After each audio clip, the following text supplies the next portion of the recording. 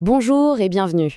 Aujourd'hui, on s'attaque à un vrai débat de fond, un de ceux qui animent les dîners de famille. Faut-il laisser son chauffage allumé en permanence ou est-ce qu'il vaut mieux l'éteindre quand on part de la maison? On a tous déjà entendu ça, n'est-ce pas? Cette fameuse idée que de réchauffer une maison qui est devenue froide, eh bien ça consomme beaucoup plus d'énergie que de maintenir une petite chaleur constante toute la journée. Mais alors, est-ce que c'est vrai ou est-ce que c'est juste une idée reçue?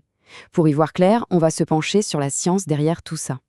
Ce qui est intéressant, c'est que si ce débat existe encore, c'est parce que les deux camps ont des arguments qui se tiennent et qui sont même plutôt solides. Alors, explorons ça ensemble. En gros, il y a deux écoles. D'un côté, on a l'équipe continue. Eux, ils disent qu'il faut garder une température stable même quand il n'y a personne. Et de l'autre, l'équipe intermittent qui pense qu'il est plus malin de laisser la maison se refroidir et de ne chauffer que quand on est là. Commençons par les arguments de ceux qui laissent le chauffage allumé. Et là, surprise, leur principale préoccupation, ce n'est pas tant l'énergie, mais un problème beaucoup plus concret, l'humidité. Pour comprendre, il faut parler d'un concept clé, l'humidité relative. En gros, c'est la quantité d'eau sous forme de vapeur qui se trouve dans l'air. Et cette quantité, elle dépend énormément de la température. La meilleure façon de se le représenter, c'est d'imaginer que l'air de la maison est une sorte d'éponge. Une éponge chaude peut absorber beaucoup plus d'eau qu'une éponge froide. C'est pareil pour l'air. Du coup, qu'est-ce qui se passe quand on coupe le chauffage et que la maison se refroidit? Eh bien, notre éponge d'air, elle rétrécit. Et en rétrécissant, elle est obligée de relâcher l'eau qu'elle contenait. C'est ça, la condensation. Et c'est ce qui crée de l'humidité et parfois même des moisissures sur les murs, les fenêtres. C'est pour cette raison que beaucoup de chauffagistes vont vous dire de ne jamais couper complètement le chauffage, surtout dans une maison un peu ancienne, mal isolée, où la température peut vraiment chuter d'un coup. Le risque de condensation est bien réel. D'accord, l'argument de l'humidité est tout à fait valable, mais ça ne répond pas vraiment à la question de base, qui est qu'en est-il de la consommation d'énergie pure et dure? Et là, du point de vue de la physique, la réponse est sans appel. Le consensus scientifique est formel. Maintenir une température constante consomme toujours plus d'énergie que de laisser la température baisser pour la remonter ensuite. Pour bien le visualiser, on va prendre une autre image. Imaginez que la maison est une passoire percée, et la chaleur, c'est de l'eau qu'on verse dedans. Le chauffage continu, ce serait laisser un petit filet d'eau couler en permanence pour compenser les fuites et garder le même niveau. L'intermittent, ce serait de couper complètement l'eau, laisser la passoire se vider et l'ouvrir à fond uniquement quand on veut la remplir. Disons qu'avec la méthode continue, pour garder le niveau pendant 1 heure, on aurait utilisé 60 litres d'eau. Eh bien, en coupant le robinet et en ne remplissant qu'à la fin, on utilisera toujours moins de 60 litres au total. C'est une loi de la physique, la chaleur s'échappe d'autant plus vite que la différence de température avec l'extérieur est grande.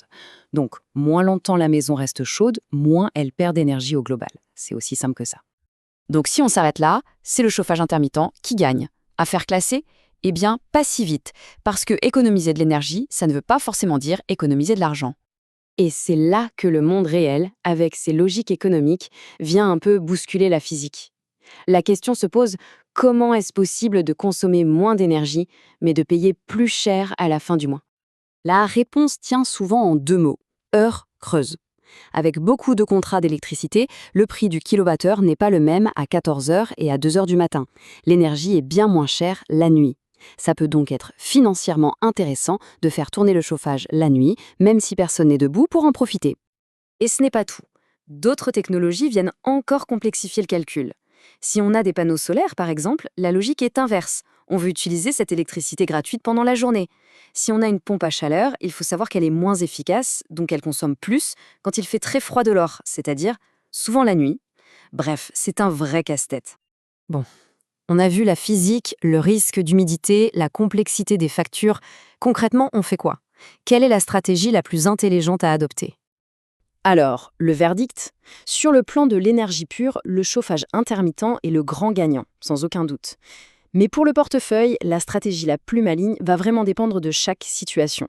L'isolation de la maison, le type de chauffage et bien sûr le contrat d'énergie. Il y a un vieil adage qui dit « mesurer, c'est savoir ».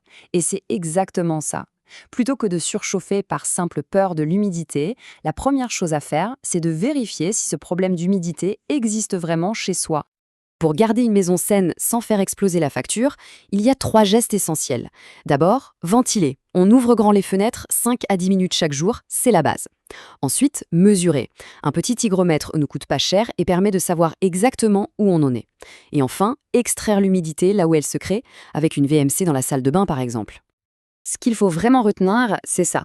Pour lutter contre l'humidité, la solution n'est pas forcément de chauffer plus, mais de mieux gérer la ventilation. Une maison saine, c'est d'abord une maison bien gérée. On termine avec cette question.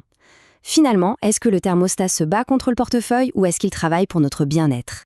En comprenant un peu mieux toutes ces forces en jeu, on peut enfin faire des choix éclairés qui servent à la fois nos finances et notre santé.